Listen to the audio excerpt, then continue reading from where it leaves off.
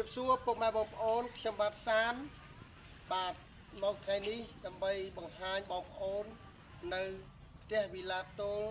ស្អាតនៅក្រុងសៀមរាបបាទកវត្តក្រុងទី1បាទទីតាំងសង្កាត់ស្វែងគុំក្រុងសៀមរាបចម្ងាយ2គីឡូកន្លះពីផ្សារចាស់ផាប់ត្រីតបងប្អូនដែលមានក្តីស្រមៃចង់បានផ្ទះឬក៏មានតម្រូវការចង់បានផ្ទះវីឡាតូលឯកជនភាពនៅក្រុងសៀមរាបលើកវត្តក្រុងទី1ផ្ទះស្អាតបាទនេះបាទបងប្អូនបាទផ្ទះគឺ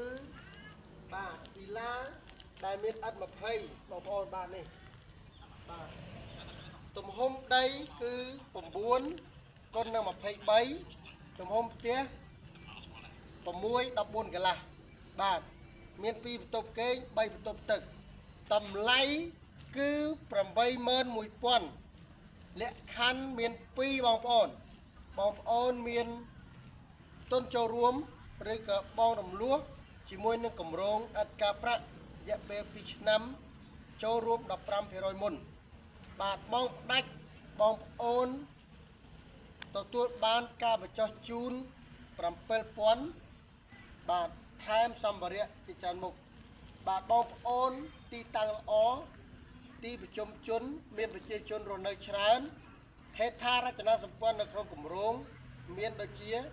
ទឹកស្អាតភ្លើងរឹតផ្លូវបេតុងបាទដើមឈើដាំអមសងខាងផ្លូវហើយនឹងបាទបងប្អូនទិញផ្ទះវីឡាស្អាតទិញផ្ទះបានប្លង់រឹងពិតប្រាកដបាទនេះគឺជាគម្រោងទី2បាទផ្ទះយើងខ្ញុំនៅសល់តិចតួចទេបងប្អូនសូមប្រញាប់រុះរើឡើងបាទព្រោះផ្ទះមានកំណត់បងប្អូនដែលចង់បានសូមទំនាក់ទំនងមកខ្ញុំបាទសានបាទអ្នកលក់វីឡាក្រុងសៀមរាបសូមអរគុណសូមជម្រាបលា